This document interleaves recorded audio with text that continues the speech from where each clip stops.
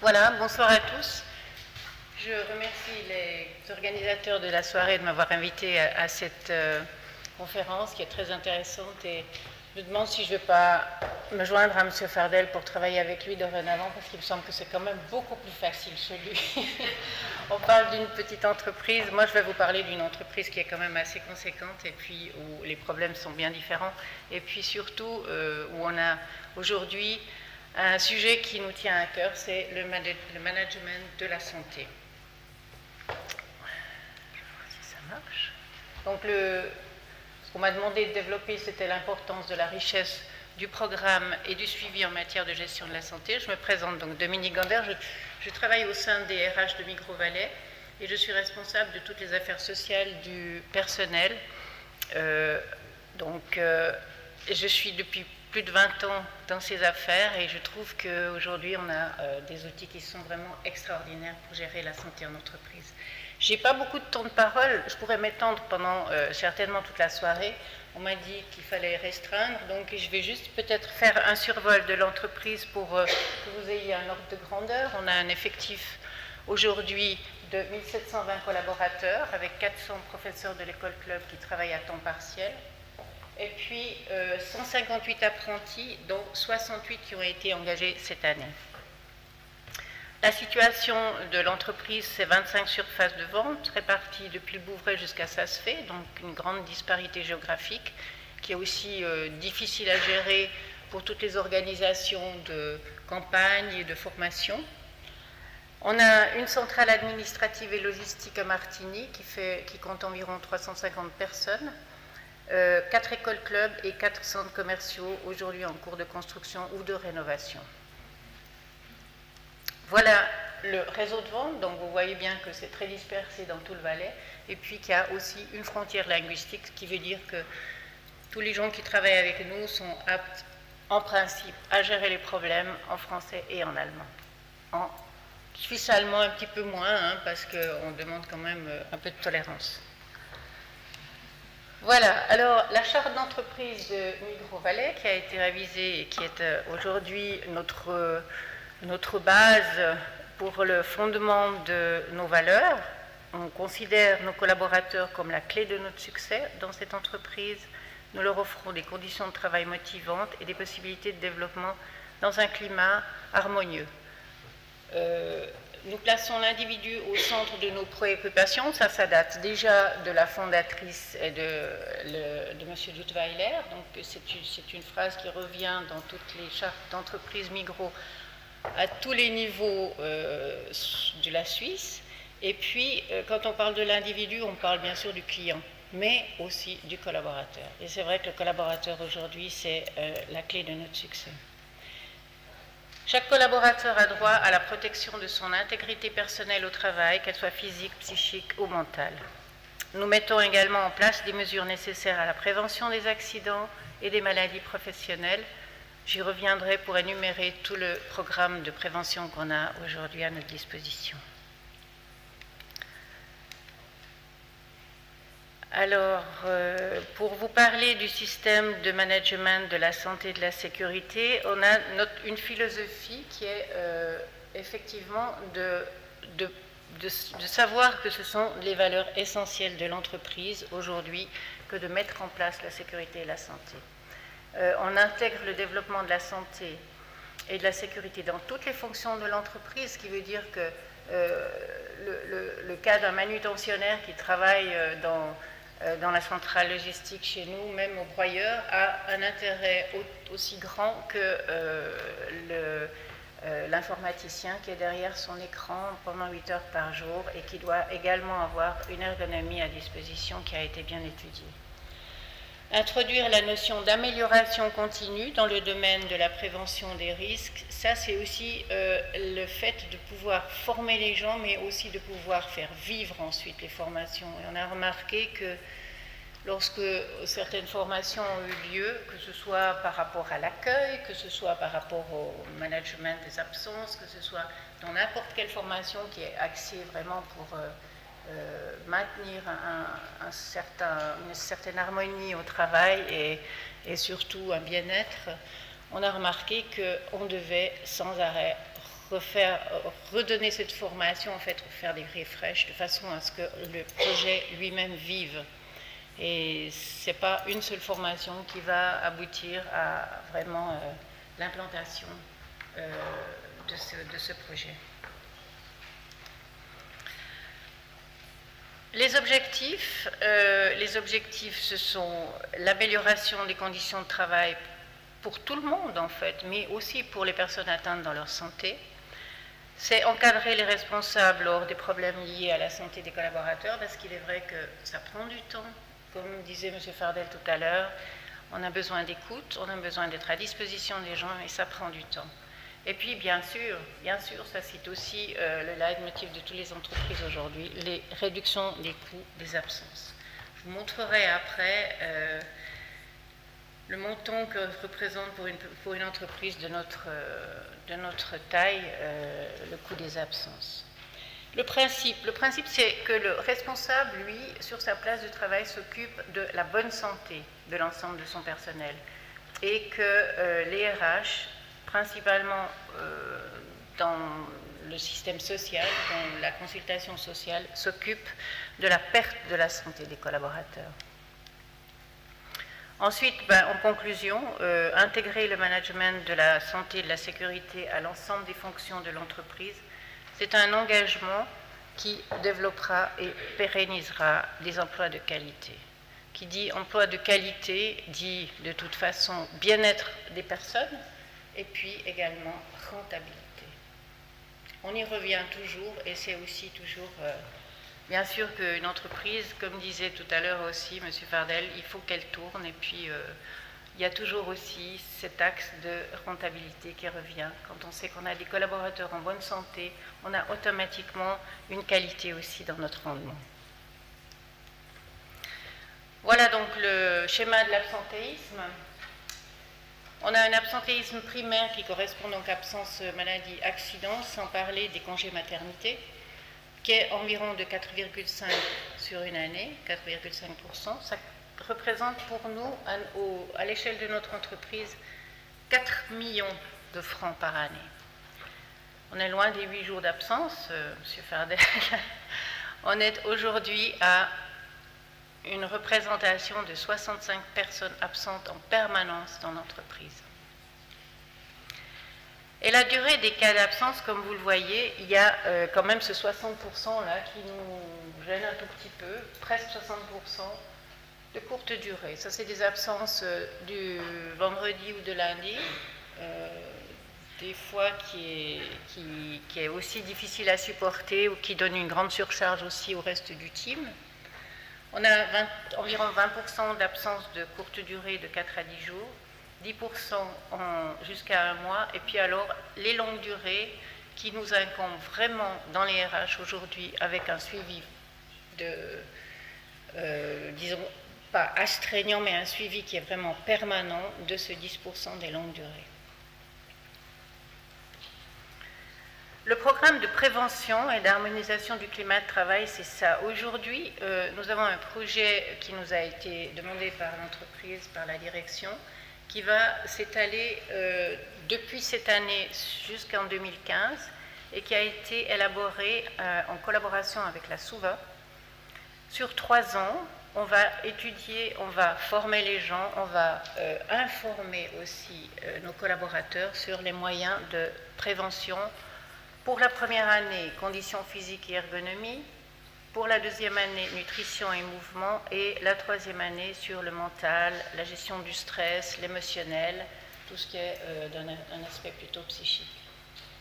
Alors, ces programmes, nous avons commencé le mois de septembre, au début du mois de septembre, à former une centaine de personnes dans notre entreprise qui ont conduite de personnel, qui ont passé une journée avec un ergonome de la SUVA, pour en fait être multiplicateur ou ambassadeur du principe de prévention par rapport aux charges, par rapport à tout ce qui est ergonomique, par rapport à la lumière, par rapport à l'emplacement d'écran ou de machine.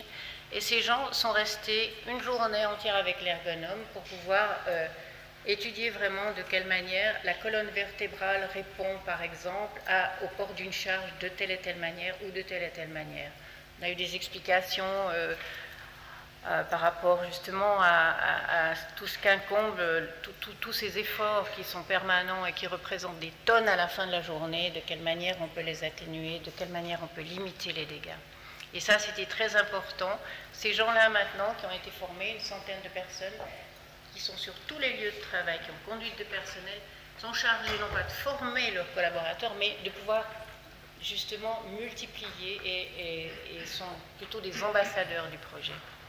À partir de janvier, les mêmes personnes, ces ergonomes et ces physiothérapeutes qui font partie du groupe de la SOVA, vont former tous les collaborateurs avec des petites formations de 2 heures, en leur justement donnant des tuyaux pour pouvoir se déplacer différemment, gainer certains muscles par rapport à des charges, etc. etc. Et ça se fera en 2013 sur ce thème, et après on va continuer le projet jusqu'en 2015. C'est un projet qui coûte cher, qui est en partie financé par la SOVA, mais certainement qui va aussi avoir des retombées au niveau de la vie privée de nos collaborateurs. Et c'est important aussi de pouvoir leur expliquer que ce que vous faites ici au travail, vous pouvez aisément le reproduire chez vous, vous pouvez avoir moins de fatigue, vous régénérer différemment et puis vous économiser en fait votre santé. Après ce projet, donc, nous avons, comme en a parlé Madame Tulik, le label Friendly Workspace. Nous allons nous présenter à ce label en janvier l'année prochaine. Nous sommes sur le sujet depuis en tout cas 2 ans maintenant pour pouvoir vraiment être à jour par rapport aux exigences du label, pour pouvoir atteindre les critères qui sont demandés. Et c'est vrai que ce sera une reconnaissance pour l'entreprise d'avoir un label tel que Promotion Santé Suisse, où les exigences sont élevées en matière de santé. Nous avons mis en place des défibrillateurs dans tous les magasins l'année passée, vous avez peut-être vu les articles, et nous avons également formé des samaritains dans toutes nos surfaces de vente, y compris à la centrale, aux écoles clubs, etc. Ces défibrillateurs ont été utilisés par 3 fois déjà ce printemps. Malheureusement, parce qu'on est mieux qu'ils restent dans leur cage, hein, ces défibrillateurs, mais heureusement, 2 fois avec succès, les gens ont pu être sauvés et on se rend compte maintenant qu'il y a vraiment une utilité par rapport à ces appareils. On a élaboré un concept de sécurité aussi c'est un projet de nos directions en fait qui a été aujourd'hui mis en place par notre chargé de sécurité. Ce concept de sécurité globale, il a également abouti à une formation de tous les gens dans les diverses surfaces de vente, au niveau des plans d'évacuation et au niveau de l'intervention en cas de feu. On a actuellement cette semaine encore 180 personnes qui vont être formées justement sur une place pour intervenir par rapport à éventuellement un incendie. Et puis on a des campagnes aussi qui sont là en prévention, qui sont par exemple la campagne de vaccination de la grippe qui va se dérouler le 24 octobre, où on va avec un médecin dans toutes nos surfaces de vente et à la centrale également pour vacciner les gens qui seraient demandeuses par rapport à ce vaccin de grippe. On fait des campagnes de fruits, de distribution de fruits également, environ une fois tous les 2 mois. Essayer de donner des bonnes habitudes à nos gens pour pouvoir vraiment s'alimenter correctement. On a des formations de gestion du stress aussi pour nos collaborateurs qui sont plutôt dans la conduite de personnel. Et puis, tous les collaborateurs chez nous reçoivent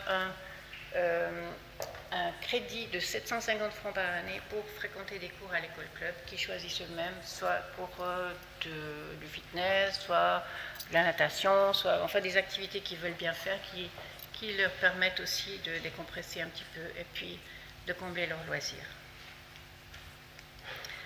Ensuite, le programme d'accompagnement des cas d'absence et de réinsertion professionnelle, ça c'est un sujet que nous traitons depuis longtemps en réseau, particulièrement avec l'AI qui nous fournit énormément d'aide en Valais. Et ces séances réseau, on les fait tous les mois avec les case managers de nos assurances de perte de gain, du fait qu'on a des problèmes bien souvent par rapport à des gens qui s'isolent dans les maladies longue durée. Et le fait de pouvoir travailler en réseau nous permet d'intervenir rapidement pour insister sur des reprises thérapeutiques qui sont d'ailleurs financées par nos assurances, mais qui sont à disposition parce que nous sommes une grande entreprise et parce que nous avons un panel de fonctions qui est vraiment intéressant à ce niveau-là.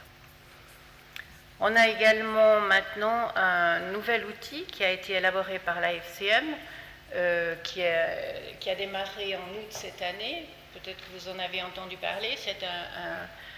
En fait, c'est une Bible qui nous permet, qui est assez épaisse comme ceci, qui nous permet d'intervenir et de détecter les problèmes de la santé psychique dans notre entreprise, mais également après de former les gens qui seraient susceptibles de détecter ces problèmes-là, et puis après de pouvoir réinsérer les gens. C'est un outil très très performant que la FCM a mis en place. J'étais moi-même dans le projet à Zurich, et puis c'est vraiment un outil qui nous permet, par rapport au suivi des gens, de savoir exactement à quel stade on s'y trouve, quel entretien on doit mener, quel bilan on doit faire, et vraiment, il y a des références extraordinaires. Cette santé psychique en entreprise va être maintenant diffusée dans tous les centres ou les sociétés coopératives ou même les centres de production qui en auraient besoin à la micro, mais certainement également va être ébruité au niveau national. Nous avons un programme de management des absences aussi depuis 2009 qui nous permet de suivre en fait les absences des collaborateurs et qui va nous signifier à quel moment on intervient pour faire des entretiens par rapport à des absences répétitives. Ça, c'est un programme où on s'est demandé, en fait, on avait eu comme objectif de réduire vraiment le taux d'absentéisme. Aujourd'hui, il est vrai qu'on n'est pas arrivé vraiment à nos objectifs, à atteindre cet objectif de diminution, mais on a par contre stabilisé le taux d'absentéisme. Le management des absences est efficace dans le sens où les petites absences répétitives du lundi ou du vendredi justement nous permettent de découvrir peut-être des problèmes qu'un collaborateur qui serait dans le déni n'ose pas exprimer. Par exemple, ça me permet de découvrir des problèmes d'addiction, d'alcool, ou alors des problèmes qui sont récurrents au niveau privé, de garde d'enfants par exemple aussi, ou qui en fait ouvrent les portes et gardent un dialogue permanent avec le collaborateur. Et ça, c'est vraiment une importance de pouvoir aujourd'hui être présent pour pouvoir discuter des problèmes des gens, pas seulement une fois par année dans nos entretiens d'évaluation, mais vraiment au niveau du suivi de toute l'année. Ensuite, on a une commission du personnel qui procède à des audits sur les places de travail et qui nous fait souvent le feedback des problèmes aussi, soit ergonomiques, soit peut-être même conflictuels, qu'ils peuvent rencontrer au niveau des discussions qu'ils ont, qui sont un petit peu externes au RH et qu'ils entendent peut-être plus facilement. Moi-même, je suis médiatrice, donc j'interviens dans les conflits.